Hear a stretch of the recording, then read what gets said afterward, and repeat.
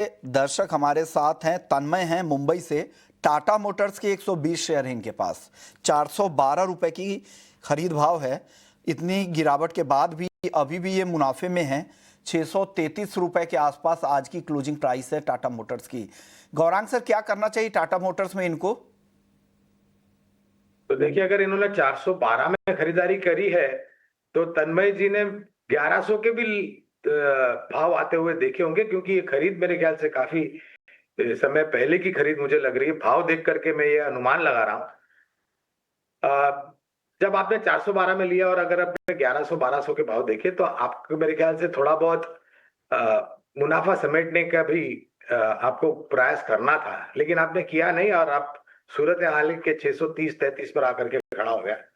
तो लंबी अवधि का नजरिया मैं मान के चलता हूं, इनका प्रश्न है तो लंबी अवधि का नजरिया तो बने रहे। हमारी रिसर्च टीम से खरीदारी की राय है। एक छोटा सा डिस्क्लोजर दे देता हूं 30-15 सेकंड में।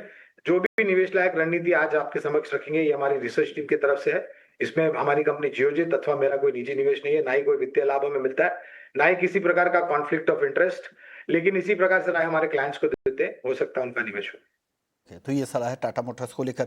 चलिए अगले दर्शक का सवाल ले लेते हैं। शरद हैं, अदानी ग्रीन के 40 शेयर हैं इनके पास 1140 रुपए के भाव पर। क्या करना चाहिए? शॉर्ट टर्म का नजरिया है। लक्ष्मीकांत जी, अदानी ग्रीन आज के सत्र में तो कमजोर था, कल भी काफी गिरावट थी, आज भी 2.5% की गिरावट थी। क्या लग रहा है, इनको नुकसान हो रहा है? बने रहना चाहिए अदानी ग्रीन में?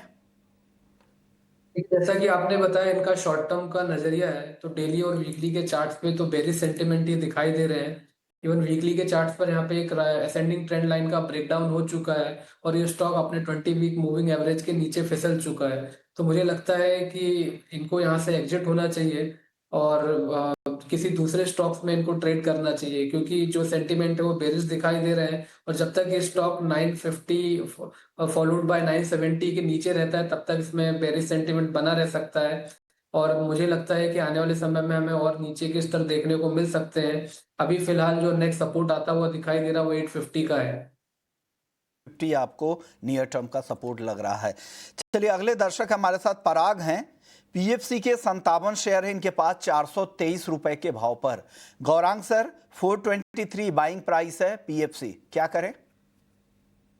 देखिए, विस्तृत रूप से ज्यादा तो मैं खरीदारी करने की, बने रहने की या बेचने की राय तो नहीं दे सकूंगा, क्योंकि इस कंपनी के ऊपर कवरेज नहीं है। लेकिन सरकारी कंपनी है, पिछले 2 साल में इसने काफी कुछ बेहतर नतीजे लाते हुए अपने शेयर के दामों में इजाफे देखे और ऊर्जा क्षेत्र से जुड़ी हुई कंपनी है।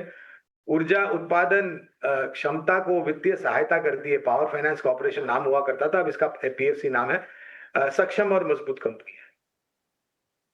राहुल सिंह हैं,